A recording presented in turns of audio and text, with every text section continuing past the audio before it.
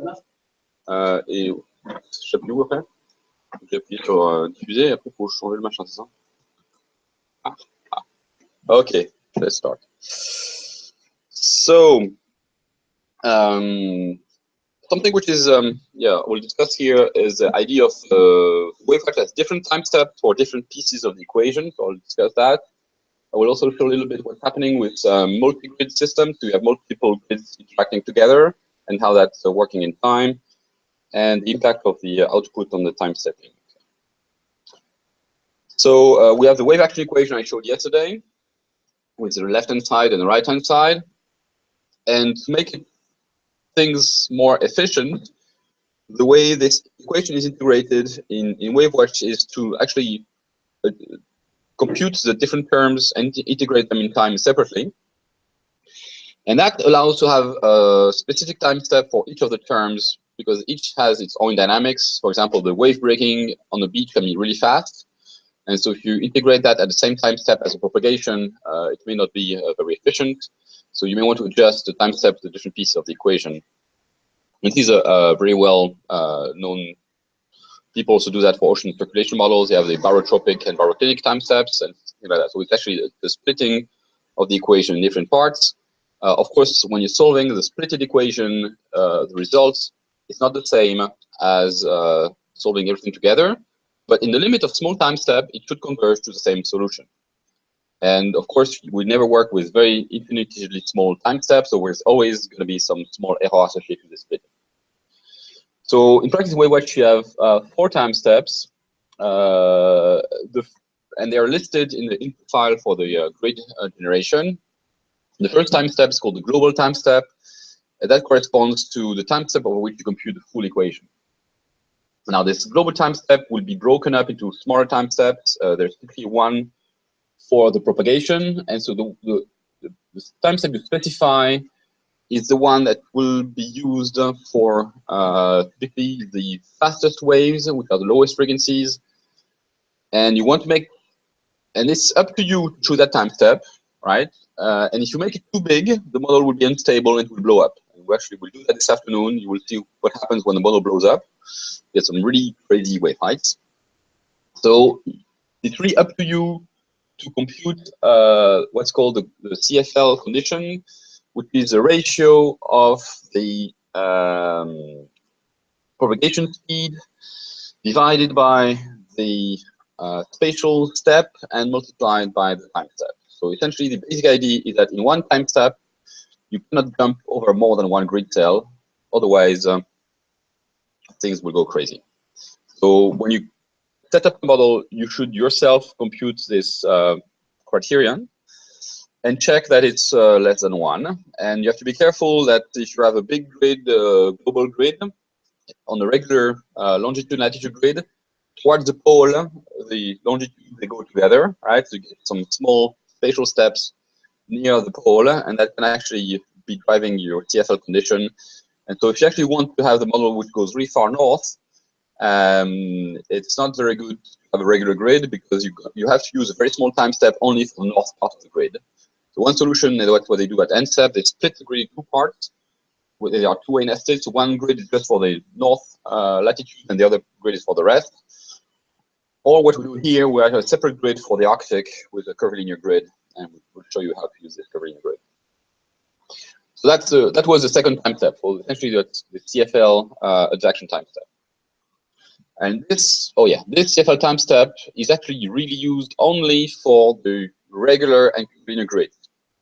If you're using a triangular mesh, it is a little different because in that case, there's a choice between explicit and implicit advection.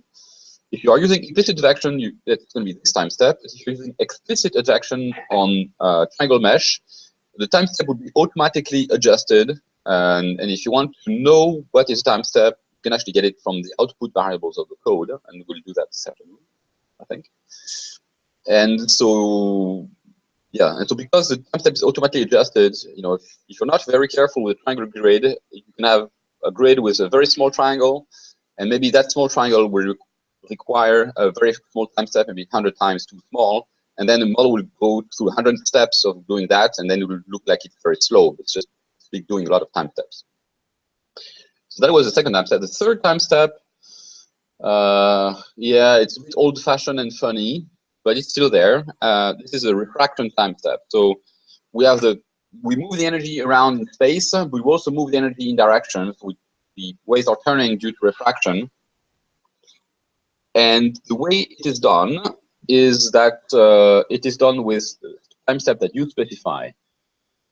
For some reason, if the slope is very steep or the current gradient is very strong and the wave wants to turn super fast, the model will tell it, oh, no, no, no, you're not allowed to turn that fast. I will limit your turning and won't turn that much. So there is a limiter on the refraction to avoid the TFL going above once, meaning that it won't jump over one directional bin over one time step. So the spectrum is discretized in directional. You can use 24, 36, 72, 360 if you want. But if you make the directional resolution very small, then you have also to reduce the refraction time step. Otherwise, you get this limiter. And the only way to check if there's an effect of the limiter or not in your solution is to actually run the model with different refraction time steps and check what's going on. At some point in the future, probably we'll have some adaptive time step also for this part. But yeah, it's essentially because WaveWatch was developed for deep water originally, so it has some refraction. And yes, believe it or not, the ECMWF global model actually still has no refraction included. Just use a deep water flat bottom everywhere. Then you have finally fourth last time step, which is a minimum source term time step. And this is because the right-hand side of the equation is integrated with a dynamic time step. So meaning that if the source term is very big, the time step will be reduced and you do many steps. If the source term is small, just do one time step. And so you can imagine that if the source term gets crazy big, the time steps is very, very, very small, and then the model can take forever. In practice, that doesn't happen usually. And so if you run with a minimum time step of 1 second, you should be fine, or one or two of a couple of seconds. But this is just to make sure that the model won't go forever in some crazy loop, looping forever. So these 4 time steps, it is up to you to define them. That's your choice. And this is usually the first headache in setting up the model. Say, geez, why should I use? And so, okay, so typically you go to some other configuration, say, okay, well, they've used half an hour for the global propagation time step, and then the other ones. So there's no, it's hard to say how to choose this. Typically, you don't want to make this one much bigger than the other ones, so maybe a factor 5 is okay. Yes. So for the second, you have to choose the time step so that it doesn't blow up. For this one, it will never blow up because of the limiter. Yeah, you can make it as big as you want, but if you make it very big, like you take 1 hour and you're working like on the surf zone, you imagine the waves will go, you move them, and then you dissipate after moving the waves. So some waves will move and then dissipate. So then you get into the splitting error. If you have a big difference between the global time step and the other time step, the splitting error will be bigger, and how big it is,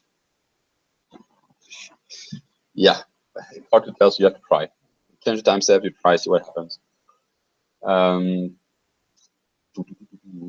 What I was going to say, CFL time step. Oh yeah, of course, the CFL time step is really important for the waves that go fast.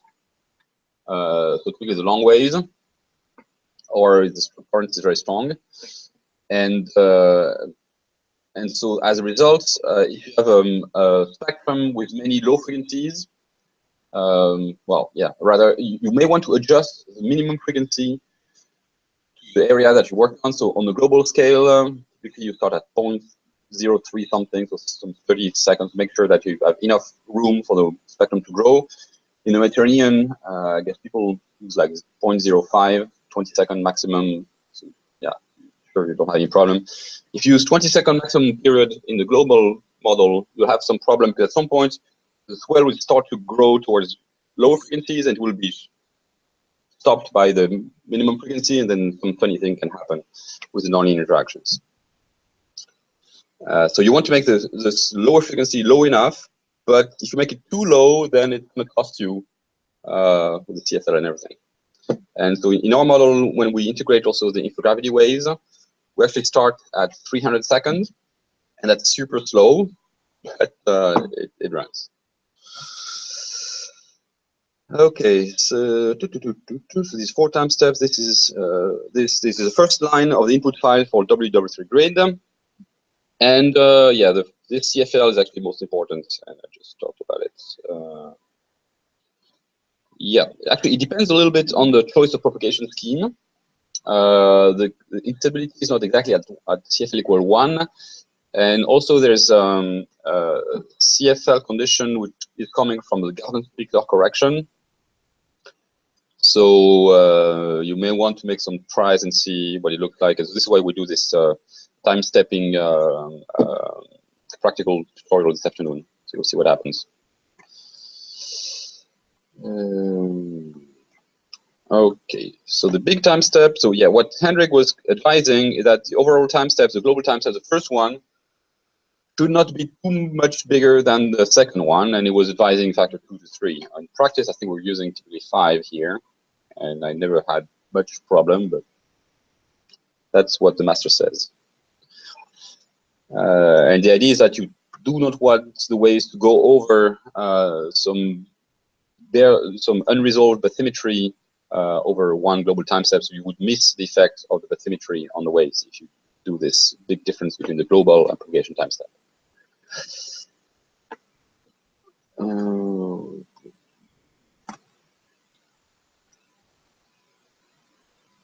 And this is what was mentioned for multi-grid systems. So the ratio of the overall versus the CFL time step. And I don't understand what it means here. And more on day 2 is actually, yeah, whatever. Okay, so, oh yeah, I just said that already. The refraction time step. So what's called refraction in the model is anything that makes the waves turn, change directions. And so actually on the flat bottom on the globe, you have refraction, meaning that because we have this convention that the waves are relative to some azimuth, really towards the north. So if the waves have an angle and they start propagating towards the northeast, now at some point they will go east and then they go back down, right? Like you know, great circle around the globe. So if you look at a plane going straight, the trajectory of a plane is actually on the projection map is not straight. So the angle changes because the wave goes straight on the sphere, and yeah. So that's part of the refraction term. Then the other terms are due to the current and depth gradients. And oh, actually, this is wrong because that was causing a bug. So I changed this. So now there's a filtering which is applied to the full refraction term, which includes both the great circle, the current, and the depth. And what I mean filtering is that the model will limit refraction and will prevent waves to turn too much. So at some point, it means that the solution you're getting from the model is not what you expect from the equations. Okay, so this is what it's important to check, that if you change the refraction term, the things don't change too much in the solution. All right. And this is what Hendrik was advising for large-scale models. I think in our case, we actually make it maybe even smaller than that, like 4 or 5. All right. So now the source term. So in some other models, and actually still in one model at SMWF, they don't use this dynamic time step of the source terms. They just integrate the source term with just one time step. And in order to avoid the spectrum to go crazy, they use a limiter to make sure that the spectrum doesn't change too much. As a result, the limiter is part of the solution, and that means that the result of the model is not what you expect from the equations. So the limiter is a very important part of the solution. And you know, that could be good for engineering applications. You need to have a response in a finite time. But you're doing research, you really want to understand the balance of the equation in the balance of the terms, the equation, you should really make sure that limiters actually doesn't kick in, and so you really want to use a small enough source term. And just to remark, also Swan is actually also using limiters in its iterations in time. So this is just some history stuff about the WaveWatch 2 before we had a WaveWatch 3. So I'm going to skip this. And this is just some illustration of what's happening in the essentially in the ETMGF model or the old WAM code. So if you integrate, that is the wave height growing with a wind speed probably of 20 meters per second or 50 meters per second. This is time in hours. So we start from 0. And if you use a 1200 second time step, the wave growth will be like that. So even after 20 hours, you have a difference compared to the true solution of more than 1 meter. And so if you reduce the time step from going down to 2 minutes and then at some point to a few seconds, you get this nice green curve. And so this is what you want to get in terms of results. And that's one reason for having some adaptive time step. Essentially, you want to have a small time step at the beginning when things are growing fast, and then at the end, you don't need to have such a small time step anymore. So there's some other ways you can do. So that's another possibility to have some asymmetric convergence limiter. So this is using some implicit scheme, and then you can jump direct to the solution with the implicit scheme and the limiter, but then you see you never get to the exact solution, right? So it's always some funny behavior at the beginning. And right, so if you want to have a big time step, this is what you may want to do, and that's typically what could happen in WAM or Swan. Yeah. Yes.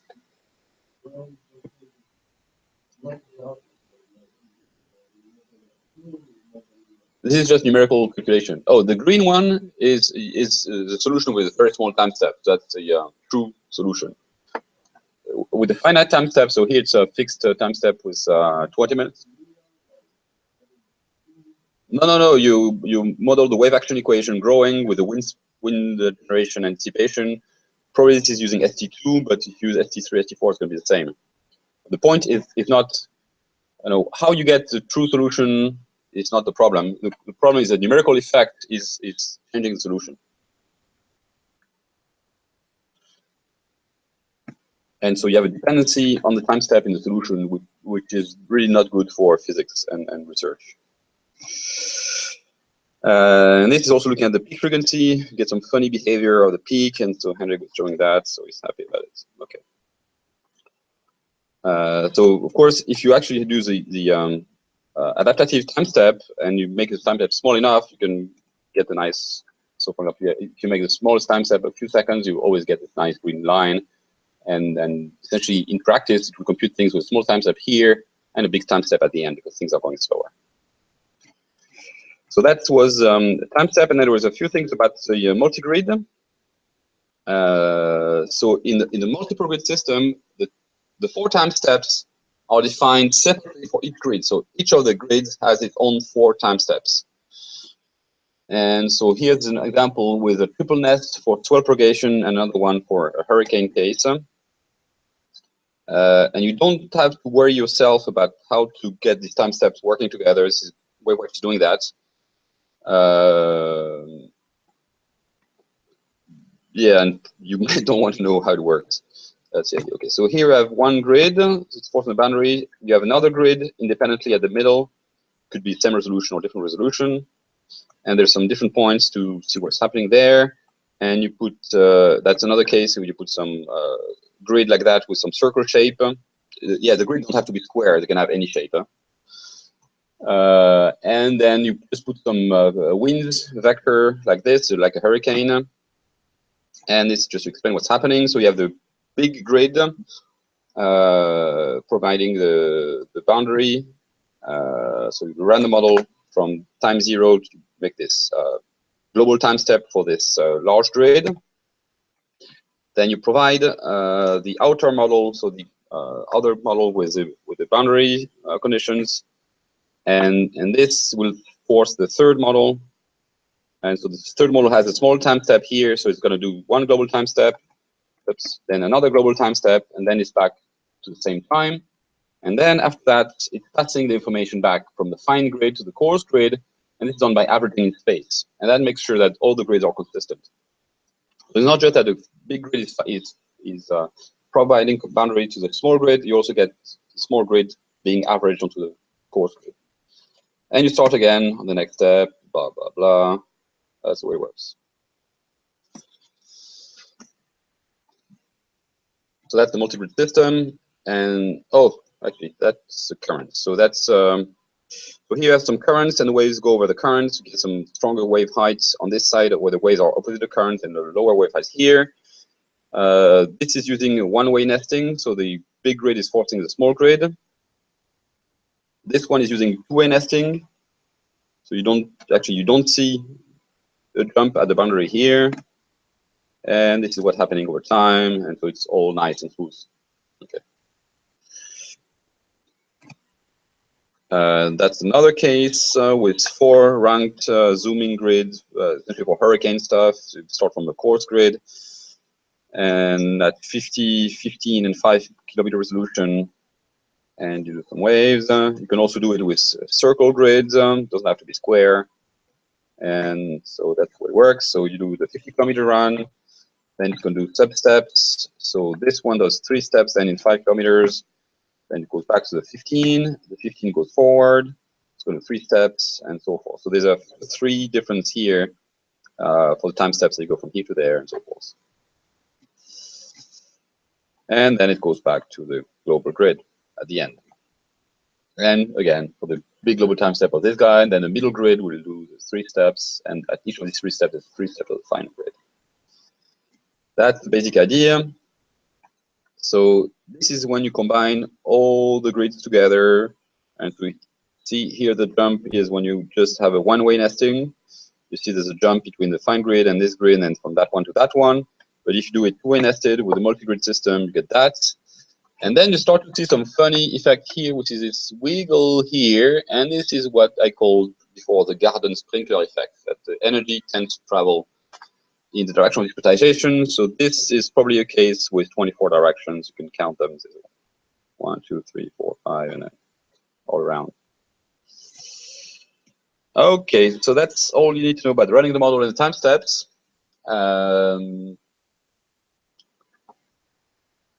And on top of just you going from time A, okay, you start at midnight, for example, today you want to run the model until midnight tomorrow. But typically you also want to have some output of the model, and the output can come at any time. So you can have some random times, or you can ask for point output or maps of output of wave heights, and you can it can be a multiple of the time step or not. So the model will figure it out by itself.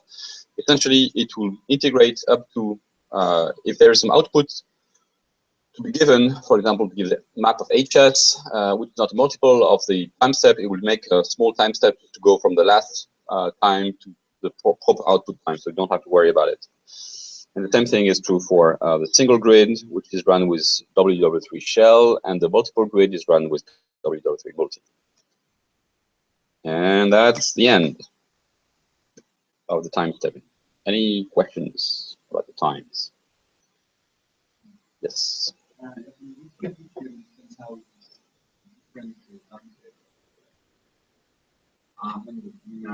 I can understand that in the two term that can be constant for time. Yeah.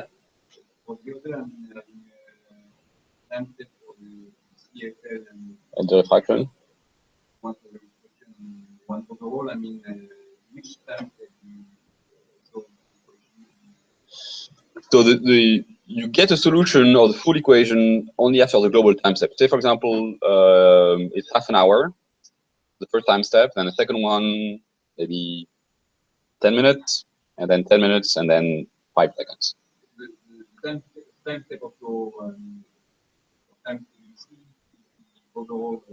Yes. So the solution only makes sense after the global time step, because otherwise you have a partial solution in which you only have integrated some terms and not the other terms, so it makes no sense. So this is why for the output and everything, you only want to look at the result after all this global time step. And everything else, some sub time steps for the different pieces of the equation. Okay. For instance, you evaluate the derivative time of the Yeah, so you have the adduction term, so Cg grad of the energy. So you're moving the energy around. So you imagine you have some energy here. You're going to move it from here to there, and then you're going to turn it with refraction. But so instead of, you could do it like that, you move and you turn at the same time.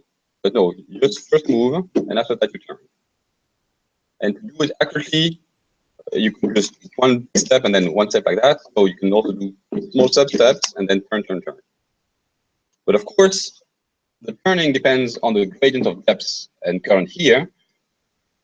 So if you could have missed some important features here, and then the solution is different. That's the risk, that's the splitting error. But that's life. In the end, it's more efficient. And it's a trade-off between efficiency and accuracy. You may want to integrate everything with a small time step, but then it takes a lot of time. Yes? The propagation time step is fixed, right?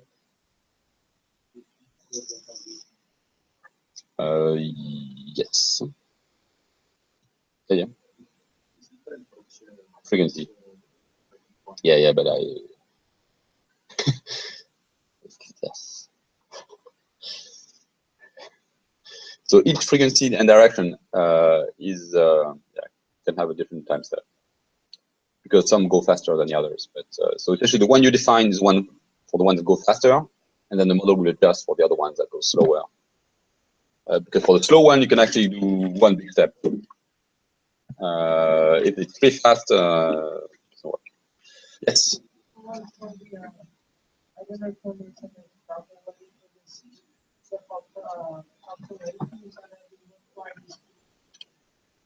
Yeah, so you take the group speed. Oh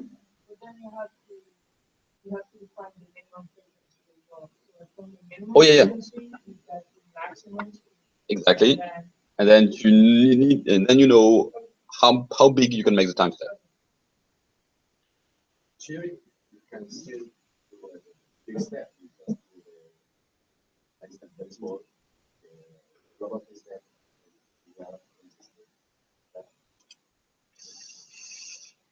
So you were saying that you can make the first one very big and the other one very small?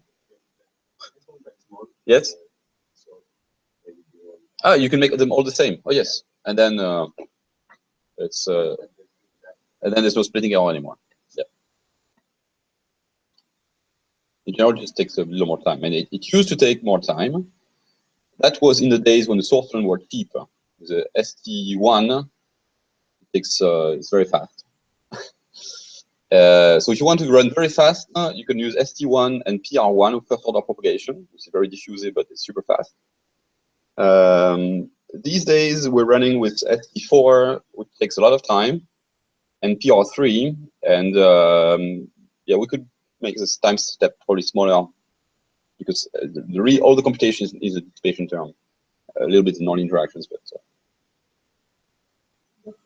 yeah. In terms of computation time, what it takes and on the global application, yes. Like half a degree global model, it's mostly the source terms, especially with ST4, which is maybe 2 times more expensive than the ST3. Because there's some loop for integrating the energy to compute the saturation and get the energy for the braking. That's the price you have to pay for that. There's extra loop. Otherwise, in shallow water, with explicit scheme, often the price of the propagation can be really high because you're doing many steps to have the CFL condition. So, for example, we have a grid for all the French coast with 300-meter resolution at the coast, and the time step for that is 15 seconds. And as a result, its propagation is fairly expensive. And if you want to go down to 10-meter resolution, then that's going to take a lot of time, which is the reason why we introduced some implicit schemes for the collection. Yes. So maybe the concept only implies Yeah. No, it's a good thing to test that if you reduce the time step, you should converge to some solution. So if you have the time, you're doing a PhD, it's good. You can do that. If you're doing some consulting work and you're in a hurry, well. All right, that's all I have to say about the time steps. And now it's about the practical running the model. Where is it? I have to stop this.